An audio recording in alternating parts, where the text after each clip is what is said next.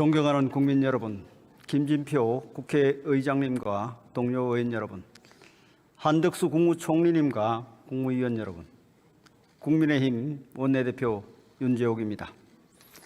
4년 전 21대 국회가 출범할 때 국민들의 요구는 단 한 가지였습니다. 바로 민생을 위해 일하는 국회가 되라는 것이었습니다. 외형적으로는 적지 않은 변화가 있었습니다. 국회법을 개정하여 상시국회 조항을 만들었고 역대 최다인 2만 5천 건이 넘는 법안을 발의하기도 했습니다. 하지만 내용을 들여다보면 참 부끄럽습니다. 상시국회 조항은 상시 정쟁 조항으로 변질됐습니다. 법안 통과 비율은 이전 국회보다 오히려 떨어졌습니다. 서로를 손가락질하며 수시로 국회를 세웠고 국회 파행은 일상이 되어버렸습니다. 민주화 이후 가장 심각한 불통국회였습니다. 적지 않은 국회의원들이 우리가 하는 일은 정치가 아니다, 민주주의가 아니다라며 총선 불출마를 선택했습니다. 왜 이런 참담한 결과를 낳았습니까? 결국 국회가 민생과 동떨어져 있기 때문입니다. 저성장, 인구 감소, 지방 소멸, 사회 격차, 기후위기 등 4년 내내 국회가 몰두해도 해결이 어려운 과제들이 쌓여 있습니다. 하지만 이런 과제들을 핵심 화두로 토론 테이블에 올린 일은 손에 꼽을 정도로 드물었습니다. 탄핵과 특검으로 상대에게 칼을 겨누는 데 골몰했고 진흙탕 싸움을 벌이며 시간을 허비했습니다. 국회가 음모론의 생산 기지로 전락했다는 뼈아픈 질책까지 받고 있습니다. 이렇게 21대 국회가 무책임한 정쟁에 빠져 있는 동안 국제사회에선 피크 코리아의 경고음이 울리기 시작했습니다. 한국이 과거의 일본처럼 정점을 찍은 후에 잃어버린 30년과 같은 침체에 빠져들 것이라는 우울하고 두려운 전망이 나오는 것입니다. 실제로 우리는 중진국 함정을 극복해냈지만 선진국 함정이란 또 다른 위기를 맞고 있습니다. 국가 전체의 부는 늘어났지만 사회의 불공정과 모순, 타인과의 상대적 격차로 인해 국민의 행복도는 여전히 낮습니다. OECD 국가 중 최고의 자살률, 최저의 출생률은 국민의 힘든 삶이 불러온 참담한 지표입니다.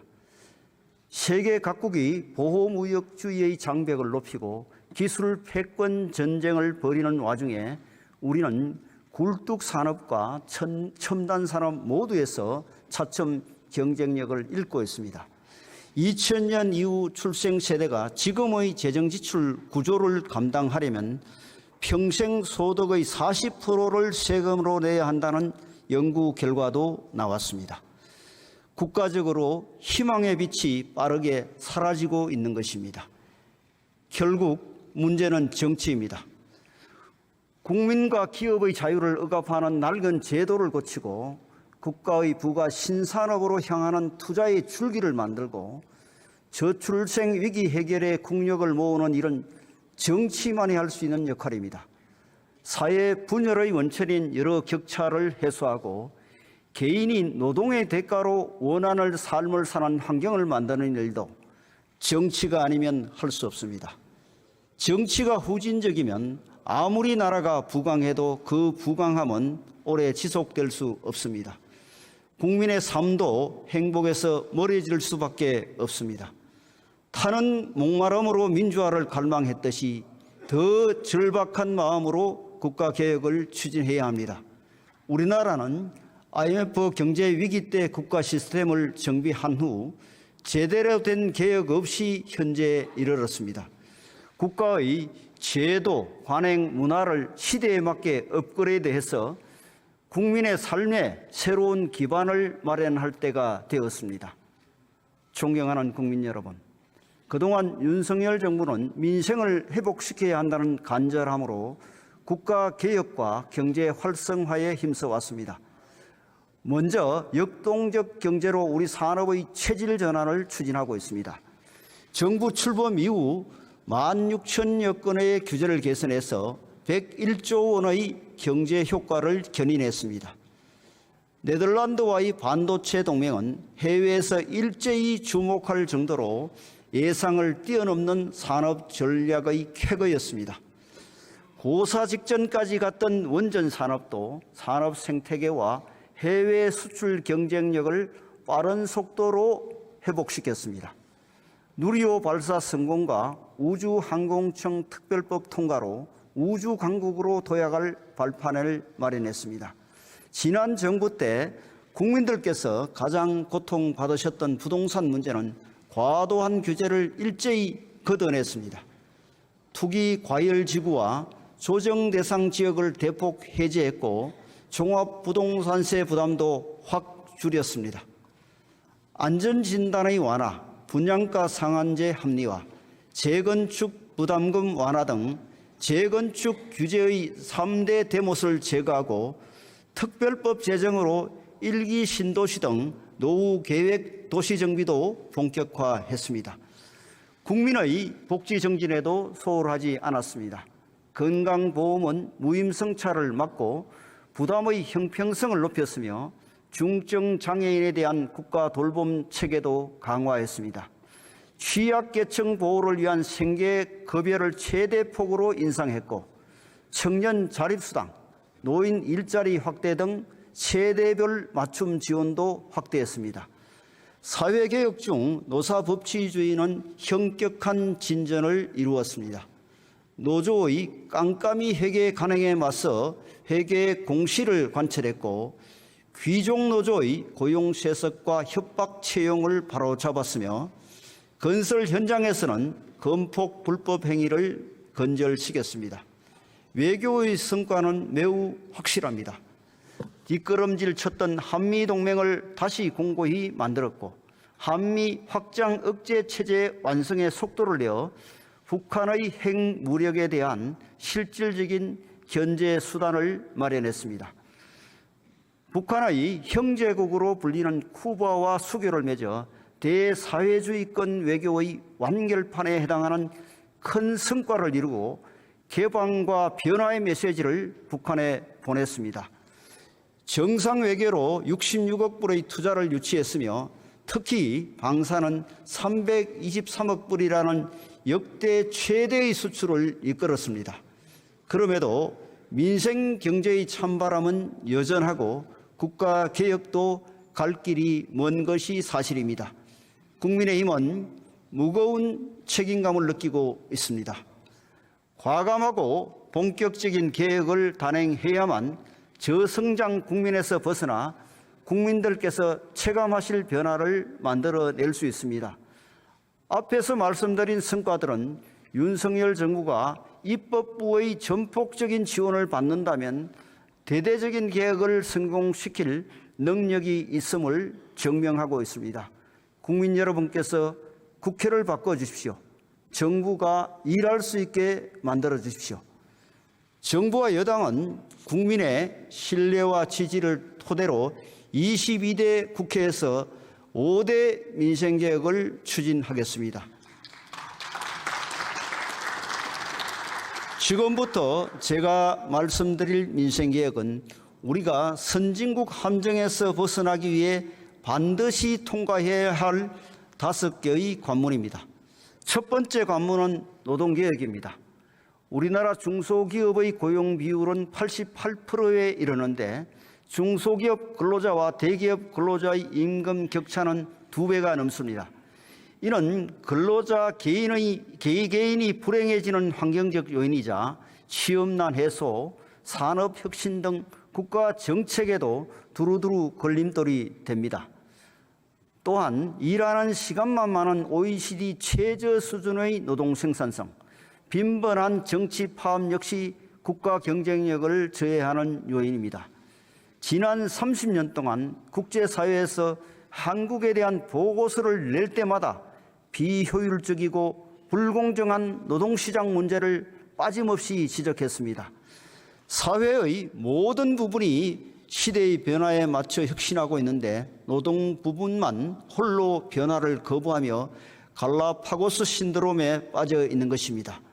노동 부분이 진화하지 않으면 대한민국도 진화할 수 없습니다. 노동시장을 더욱 유연화해서 기업들이 변화하는 산업 수요에 빠르게 대응하게 만들어야 합니다. 정치권은 더 단단하고 촘촘한 사회 안전망을 만들어서 노동시장을 뒷받침해야 합니다. 이것이 대한민국 노동개혁의 옳은 방향입니다. 임금체계 또한 연공 서열 중심에서 직무 성과 중심으로 전환해서 일자리 만족도와 노동 생산성을 함께 끌어올려야 합니다. 근무 시간과 유형도 산업별, 기업별 특성에 따라 유연, 재택, 하이브리드 등 다양한 선택이 가능하도록 해야 합니다. 중소기업에 대한 정부의 지원이 대기업에 귀속되지 않고 온전히 중소기업 근로자들의 몫이 될 수 있도록 대기업과 중소기업의 불공정 거래도 더욱 강력하게 바로잡아야 합니다. 이 과제들은 대부분 거대 노조와의 이견을 극복해야 풀 수 있습니다. 정부와 여당은 노사 법치주의를 확립하면서도 소통을 통해 한국노총의 경제사회노동위원회 복귀를 이끌었습니다. 이달 초 경사노위에서 노사정이 공동으로 노동시장의 공정성과 활력을 높이겠다는 선언문을 채택하고 유연 안전성 등의 의제에 합의하는 진전도 이루었습니다. 국민의힘은 22대 국회에서 경사노위와의 긴밀한 협력을 통해 30년 묵은 노동개혁의 숙제를 해결할 것을 약속드립니다. 지난달 우리 당과 민주당은 저출생 대책을 발표하며 정책 경쟁에 시동을 걸었습니다. 양당의 저출생 대책은 제도 개혁 대 재정 확대라는 선명한 차이를 보였습니다. 천문학적 예산만 쏟아붓고 제대로 효과를 거두지 못했던 기존의 저출생 대책도 개혁 대상이라는 것이 우리 당의 입장입니다. 특히 사회 격차의 관점에서 인구 위기를 되짚어 볼 필요가 있습니다. 일자리, 의료, 교육, 교통, 문화시설 등 수도권과 지방의 격차가 많은 국민들께서 고향을 버리고 떠날 결심을 할 정도로 생각을 합니다. 그런데 더 나은 삶을 찾아 지방에서 수도권으로 와도 비싼 주택 가격으로 인해 안정적인 보금자리를 꾸리기 어렵습니다. 여기에 중소기업과 대기업의 임금 및 양육 환경 격차, 부모의 재산에 따른 사교육 기회 격차, 청년과 청년 세대의 취업 및 자산 형성 기회 격차가 더해집니다. 결국 수도권이든 지방이든 국민들께서는 사면 초과의 심정이 되어 고달픈 삶을 자식에게 물려주고 싶지 않다는 결론에 이르고 맙니다. 이처럼 복합 격차가 집약된 저출생 현상은 돈을 쏟아붓는 단순한 해법으로는 해결할 수 없습니다. 앞의 노동개혁과 곧 이어 말씀드릴 규제개혁, 금융개혁을 통해서 국민의 소득과 자산이 늘고 국토개혁을 통해서 전국 어디에서나 살기 편한 환경이 조성돼야 출생률도 반전의 곡선을 그릴 것입니다. 정부의 출생 지원 정책도 더 효율적이고 맞춤형이 되어야 합니다. 우리 당은 각 부처의 저출생 대책을 총괄하는 부총리급의 인구부를 신설하여 비용만 들고 효과는 적었던 칸막이 행정의 한계를 극복하려야 합니다. 또한 시급한 세부 정책으로는 지금까지 말로만 강조되었던 일, 가정, 양립 환경을 제대로 정착시키는 데 집중하겠습니다. 우리 당은 유급 아빠 휴가 1개월 의무화, 육아휴직 급여 상한 인상, 유급 자녀 돌봄 휴가 신설, 중소기업의 육아휴직에 대한 인력 지원 등을 총선 1호 공약으로 발표했습니다. 정부도 초등학교가 오후 8시까지 학생을 돌보는 늘봄학교를 2026년까지 전국의 전체 학년으로 확대하기로 결정했습니다. 아이를 키우는데 온 마을이 필요하다는 아프리카 속담이 있지만 이제는 온 국가가 나서야 할 때입니다. 국민들께서 맞벌이와 독방 육아가 걱정이 되어 아이 갖기를 망설이지 않도록 국가 돌봄 체계를 확실히 세우겠습니다. 눈에 띄게 떨어진 경제 성장률을 끌어올리기 위해선 어떤 관문을 넘어야 할지 고민해 봅시다. 지금 우리 앞에는 두 가지 길이 놓여 있습니다. 하나는 재정 주도 성장 정책으로 돌아가 시중에 돈을 풀어 경기 부양을 시도하는 편한 길입니다. 다른 하나는 낡은 제도를 개혁해 민간 경제가 자체적으로 성장할 환경을 만드는 어려운 길입니다. 전자는 지난 정부 때 충분히 시행했고 그 한계도 명확했습니다. 이제 기업의 활동성과 진취성을 높이는 데 주력해 우리 경제의 체질을 근본적으로 개선해야 합니다. 이런 기조로 윤석열 정부는 임기 초부터 규제 개혁을 추진해 왔습니다. 그렇지만 결국 규제의 열쇠를 쥐고 있는 것은 입법권을 가진 우리 국회였습니다.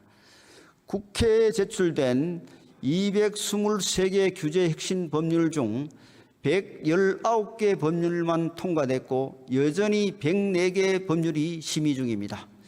기업들이 오랜 기간 국회에 요구했던 화학물질관리법과 화학물질의 평가 및 등록에 관한 법률 개정안은 4년 내내 미뤄지다가 지난달에 간신히 본회의를 통과했습니다. 또 다른 킬러 규제인 산업 입지 및 개발에 관한 법률과 외국인 근로자 고용 등에 관한 법률은 여전히 개정안이 상임위에 묶여 있습니다. 단말기 보조금 규제, 도서정과제, 대형마트 영업 규제 등 생활 속 규제를 개선하는 속도도 너무나 더디기만 합니다. 국회가 지금처럼 거북이 걸음으로 규제를 해소하면 경쟁국들은 미래 산업을 모두 선점해 버리고 말 것입니다. 우리 국민의힘은 22대 국회에서 역대 어느 국회보다도 과감한 규제 개혁을 단행하겠습니다. 경제와 민생에 큰 영향을 미치는 규제 법안은 원칙적으로 일몰 규정을 두게 하고 주기적인 재검토를 통해 연장 여부를 결정하겠습니다. 현재 정부의 규제 샌드박스 제도는 기업이 신청한 개별 규제에 대해서만 사후적으로 검토합니다. 이래서는 속도가 붙을 수 없습니다. 신산업 분야는 국민 안전에 필요한 최소한의 규제만 남겨두고 선제적으로 규제 법령을 일괄 면제하는 규제 제로 박스 제도를 신설하겠습니다. 개발 제한 구역, 군사 보호 구역, 농지 규제 등 각종 토지 규제들도 경제 발전의 관점에서 최대한 재검토하겠습니다. 민생의 부담을 지울 수 있는 각종 규제 관련 부담금은 적용 및 시행을 유예하겠습니다. 기술 패권 전쟁 시대에는 입법의 속도가 국가 경쟁력의 속도가 됩니다. 전문가들은 우리나라처럼 규제가 강한 국가가 규제 개혁에 성공하면 경제 성장률을 2% 정도 끌어올릴 수 있다고 전망합니다. 한국 경제의 성장 DNA를 되살리기 위한 규제 개혁, 우리 국민의힘이 속 시원하게 추진하겠습니다. 국가 정책이 정부가 그리는 그림이라면 국토는 그 그림이 그려지는 도화지입니다. 아무리 정부가 그림을 잘 그리려 해도 도화지가 심하게 기울어 있으면 그림도 왜곡될 수밖에 없습니다. 오랫동안 경제 활성화와 저출생 대책의 효과를 반감시켜온 불균형 발전 문제를 극복하려면 국토 개혁의 관문을 반드시 넘어야 합니다. 서울과 경기는 행정구역 개편을 추진할 때가 됐습니다. 서울과 경기의 행정구역 경계는 1963년 서울대 확장 때 정해졌습니다. 이후 인구 증가와 도시 확장으로 생활권이 많이 달라져서 주민들께서 일상생활을 할 때 많은 불편을 겪고 계십니다. 새로운 주민 생활권에 맞춰서 행정관할권을 조정하여 주민의 불편을 해소하고 삶의 질을 높일 필요가 있습니다. 이에 우리 국민의힘은 주민들의 열망을 반영하여 김포, 구리 등 서울 인접도시의 서울 편입을 추진하겠습니다. 경기 북도도 분도를 통해 수도권 규제에서 벗어나 독자적으로 성장하는 것이 바람직합니다. 이와 함께 수도권 주민들의 출퇴근 고통도 덜어야 합니다. 정부와 여당은 GTX 사업을 본격화해서 수도권 출퇴근 30분 시대를 열겠습니다. 지옥철로 불리는 김포 골드라인의 혼잡 완화 대책은 우선적으로 시행하겠습니다. 산업은행 이전은 부산의 수건과제라는 차원을 넘었습니다. 국토 균형 발전의 상징과 같은 정책입니다. 동북아 금융 허브는 노무현 전 대통령의 꿈이 담긴 정책으로 우리 당도 그 뜻을 존중하고 함께하려 합니다. 21대 국회에서 산업은행 이전을 결정지을 수 있도록 야당의 결단을 촉구합니다. 또한 우리 당은 지방의 기회발전 특구로 이전하는 중소기업의 가업 승계 상속세를 면제하겠습니다.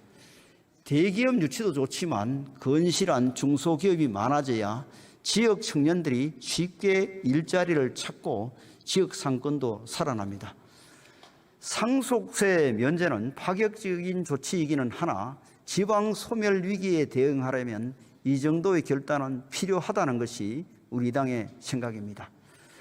공공기관의 지역인재 채용 비율을 30% 이상으로 의무화하는 지방대 육성법 개정안이 지난달에 통과되었는데 이조차도 부족합니다. 지역인재 채용 비율을 더 늘리는 방안을 계속 추진하겠습니다. 교통 인프라 역시 지역민들이 주요 거점으로 이동하는 시간을 줄이고 다른 지역 및 해외와의 물적 인적 교류를 늘리도록 대폭 확충해야 합니다. 정부와 여당은 지방에도 수도권의 GTX와 같은 광역 급행 철도망을 구축해서 1시간 생활권을 조성하기로 결정했습니다. 가덕도 신공항, 대구 경북 통합 신공항과 같이 21대 국회가 통과시킨 국토 균형 발전 관련 법률들도 지방 성장의 동력이 되도록 차질 없이 챙기겠습니다. 국제적으로 여전히 뒤처져 있는 금융 부분을 선진화시키는 것도 우리가 반드시 지나가야 할 개혁의 관문입니다.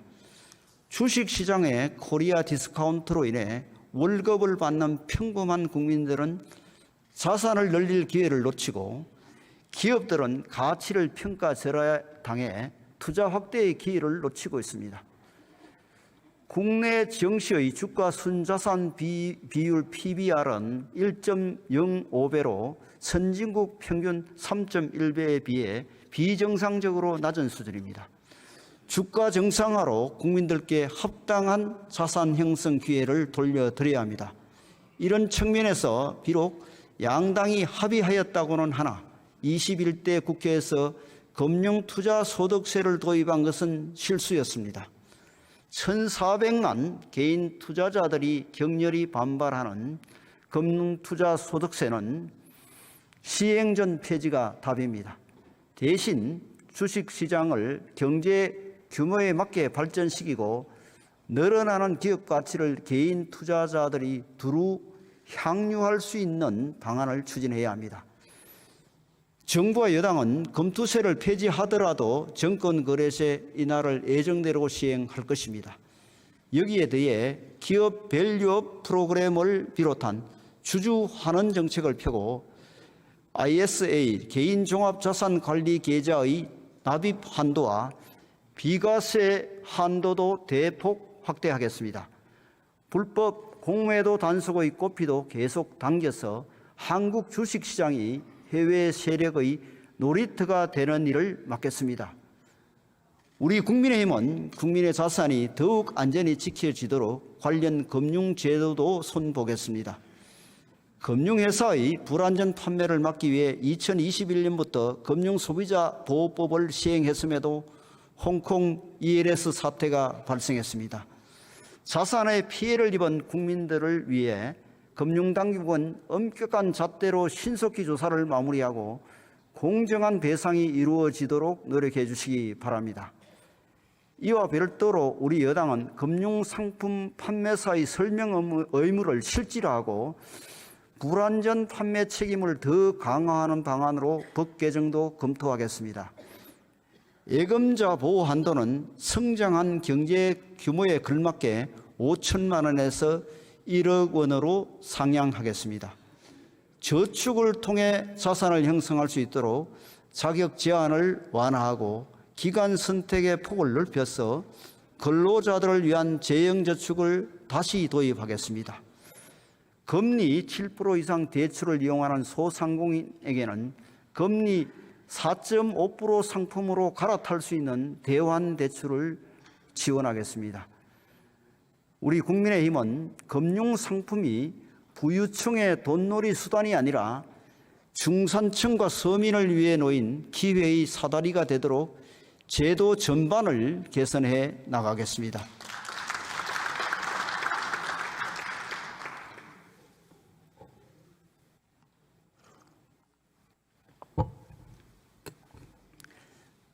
국민 여러분, 여야 동료 의원 여러분, 한국행정연구원이 조사한 국회의 기관 신뢰도는 2022년 기준 24.1%로 2013년 이후 10년 연속 모든 국가기관, 민간단체, 언론 중 최하위를 기록했습니다. 국민들은 국회를 가장 심각한 개혁 대상으로 보고 있습니다.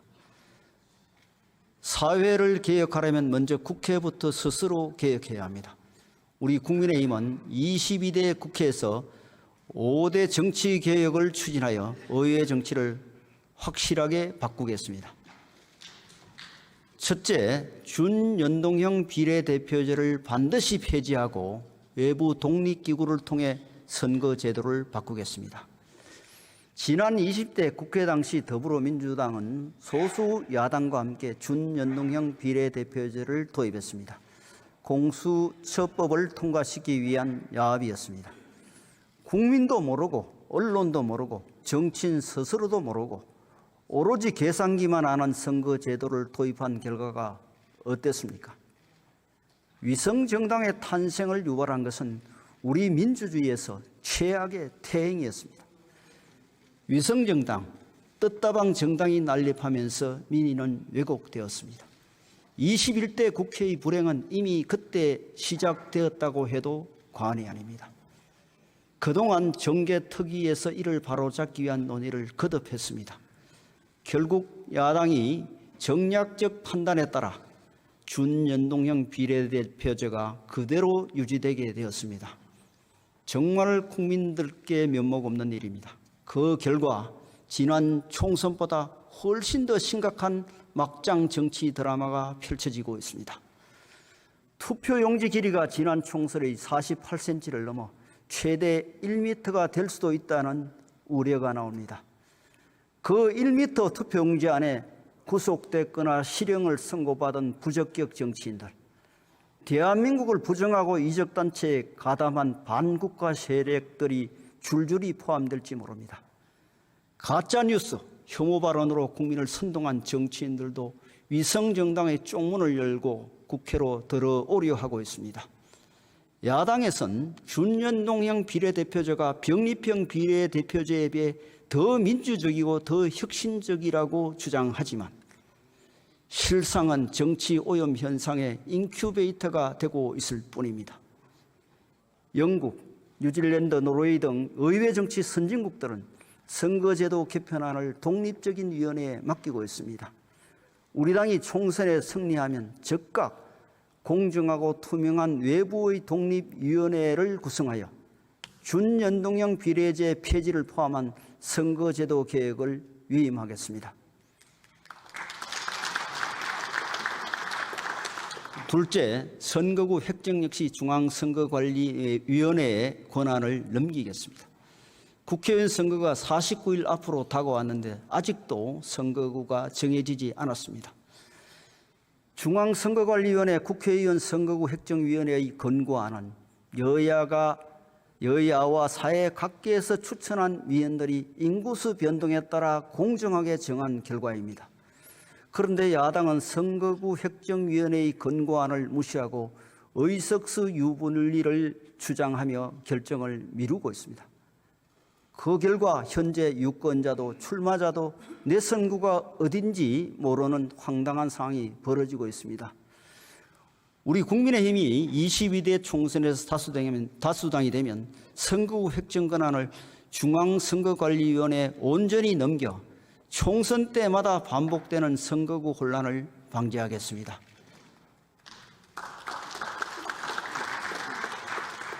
셋째, 국회의원의 세비 역시 별도의 독립기구를 설치하여 국민의 결정에 맡기겠습니다. 문호동 유임금, 세비 셀프 인상은 일하지 않는 국회의 대명사입니다.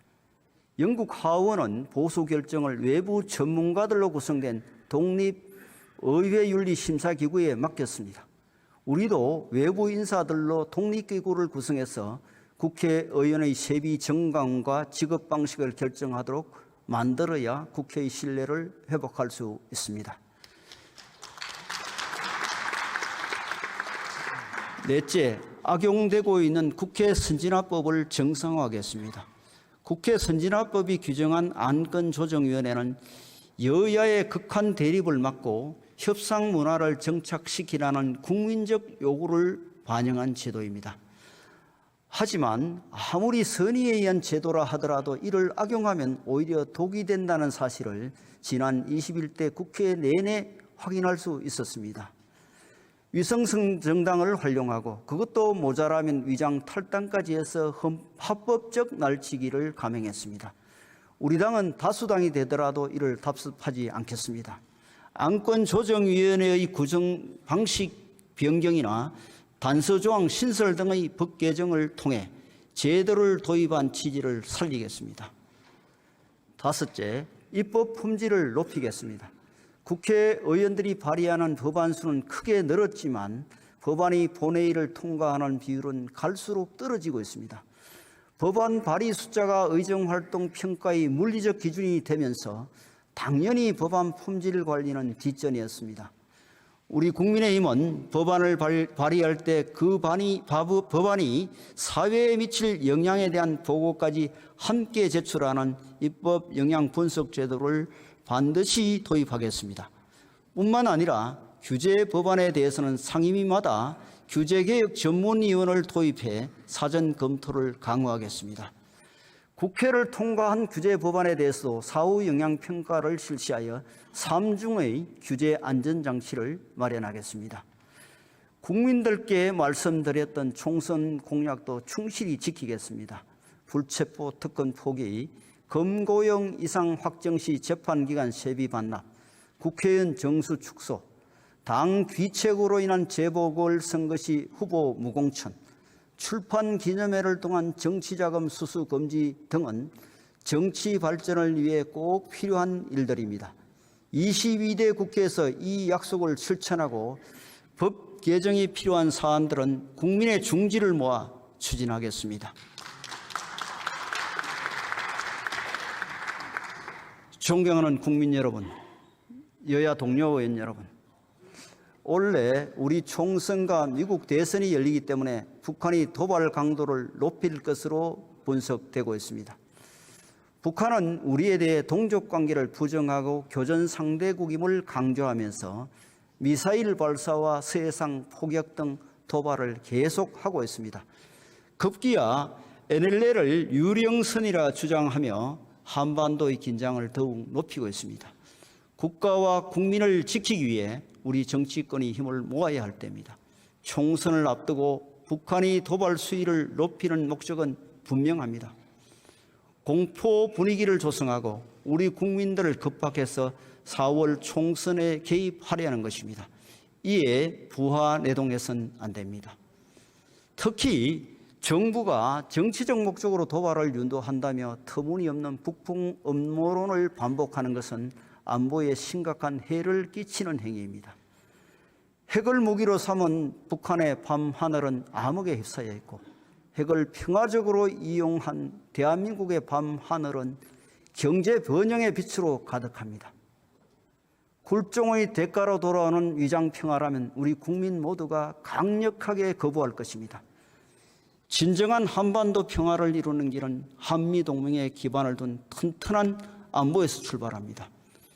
북한의 핵과 미사일에 대한 확고한 억제 능력을 갖추고 국제사회와 함께 북한을 압박할 때 북한 정권도 변화와 개방의 길로 나설 수밖에 없을 것입니다. 더 이상 안보를 놓고 여야가 정쟁을 벌이는 일은 없어야 합니다. 이를 위해 우리 국민의힘은 주요 군사적 위협에 공동 대응하기 위한 여야정 안보 협의체 구성을 제안합니다. 여야 동료 의원 여러분, 선거운동 기간에도 국민의 삶은 변함없이 이어집니다. 정치적 이익 때문에 국민의 이익이 뒤로 밀려서는 안 됩니다. 저는 21대 국회가 남은 임기 동안의 민생을 충실히 챙기도록 다음의 현안에 대한 대승적인 합의를 제안드립니다. 첫째, 50인 미만 사업장 중대재해처벌법 시행 유예 재협상을 민주당에게 간곡히 요청드립니다.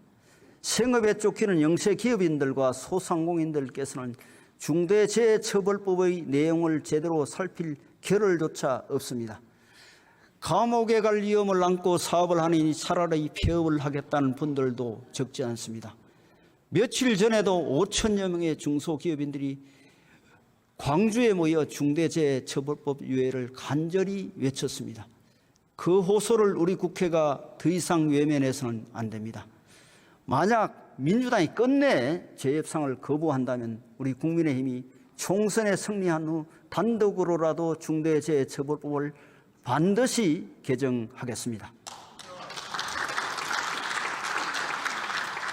둘째, 여야가 다시 한번 이태원 참사 특별법 합의에 노력합시다. 이태원 참사가 국민 모두의 아픔이 된 만큼 그 후속 조치로 인해 사회가 분열되는 일이 있어서는 안 됩니다. 재난을 정정화하는 법안이 아니라 진심으로 유가족을 위로하고 지원하며 다시는 이런 재난이 발생하지 않도록 막는 진정한 의미의 특별법이 필요합니다. 이를 위해서는 특별조사위원회 구성을 공정하고 중립적인 방향으로 다시 조정해야 합니다. 이와 함께 유가족의 슬픔을 국민적 추모 사업으로 이어나가고 유가족들께 충분한 보상을 드리는 데 초점을 맞춰 특별법을 수정할 것을 민주당에 제안드립니다. 셋째, 수출입은행법 개정안 이번 국회에서 반드시 통과시킵시다. 당장 우리 국회에 30조 원 상당의 폴란드 방산 수출이 걸려 있습니다. 수출입은행법을 21대 국회에 처리하지 못하면 수출 규모가 현저히 줄어들게 되고 고스란히 국민의 손실로 이어질 것입니다. 넷째, 고준위 방사성 폐기물 관리 특별법을 제정합시다. 탈원전, 친원전 논쟁과 무관하게 이미 발생한 사용 후 핵연료를 안전하게 처분해야 합니다. 원자력 발전의 혜택을 누리는 현 세대가 미래 세대에 방사성 폐기물 관리의 책임을 전가해서는 안 됩니다. AI 시대를 맞아 급증하는 전력 수요에 대비하기 위해서도 여야는 독일과 프랑스의 대조적 경험을 거울 삼아야 합니다. 무엇보다 사용 후 핵연료를 임시 보관하는 원전 지역에서 수십 년간 불안을 감수하며 살고 계신 주민들의 호소를 이제 국회가 해결해 드려야 합니다. 지난달 더불어민주당 대표와 국민의힘 국회의원이 불의의 피습을 당했습니다. 이 두 사건은 정치인의 언어가 상대 정당을 때리는 무기가 되고 그 무기를 국민 중 누군가가 건네받아 물리적 폭력을 행사하는 정오의 악순환을 보여줍니다. 피습 사실을 알려는 외신들이 한국 정치가 깊은 양극화로 분열된 상태라고 소개할 정도로 우리 정치 문화의 퇴행은 심각한 수준입니다. 우리 국회가 정오의 정치를 끝내지 않는 한 이런 불행한 사건은 계속해서 반복될 가능성이 큽니다. 정오의 악순환이 정상적인 정치를 완전히 파괴하기 전에 정치권은 서둘러 자정해야 합니다. 22대 국회에서 여야는 머리를 맞대고 정치 문화를 혁신할 방안을 찾아 실천에 옮깁시다. 대화와 타협의 미덕을 되살리고 상대를 악마화하는 언어 폭력은 국회 밖으로 몰아냅시다. 상대 정당을 응징과 청산의 대상이 아니라 대화와 설득의 대상으로 바라보는 문화를 만듭시다. 22대 국회에서 정치 문화 혁신을 통해 의회 정치를 복원할 것을 동료 의원 여러분과 모든 정치인들께 호소합니다.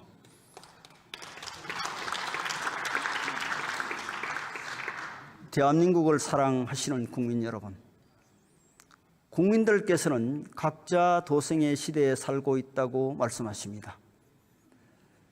국민의 마음이 갈갈이 찢어진 나라에서는 어떠한 개혁도 불가능합니다. 지금 공존 동생의 길을 찾지 않으면 사회적 갈등이 확산되어 나라가 무너지는 참담한 지경에 이를 것입니다. 함께 생존하고 같이 살아나가는 정치가 절실합니다. 우리 국민의힘은 진영과 진영, 개인과 개인으로 쪼개진 사회가 아니라 국민 모두가 함께 어울려 살아가는 사회로 나아가겠습니다. 성장이 멈춘 나라에서 국민의 삶은 고통스러울 수밖에 없습니다. 경제 성장의 시계를 다시 전진시키고 그 과실이 국민 다수에게 돌아가도록 하겠습니다. 민생이냐 정쟁이냐 그것이 문제입니다. 민생 회복에 간절한 의지를 가진 정당, 정부와 협력해 국민의 삶을 챙길 수 있는 정당이 22대 국회를 이끌어야 합니다. 더 나아질 국민의 삶에 투표해 주십시오. 더 성장하고 발전할 대한민국에 투표해 주십시오. 정치가 국민에게 힘이 되는 좋은 정치 하겠습니다. 경청해 주셔서 감사합니다.